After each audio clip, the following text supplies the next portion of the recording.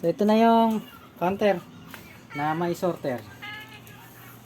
Ayan. Kaya ganyan.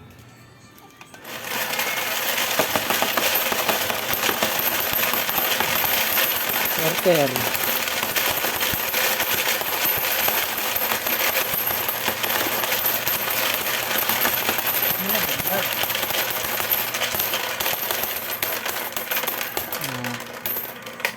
100.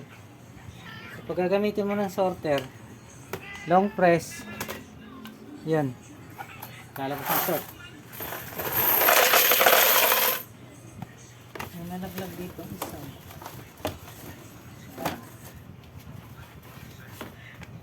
Sa sorter, dapat naka-sorter mode siya para pag naipitan ka ng coins, madali siya mag-stop. Kapag hindi naka-sorter mode, naka-counter mode ka, pwede naman. Kaya lang matagal mag-stop kapag nagbara dito. Pero sorter mode, sandali lang. Ayan o, naka-stop mode.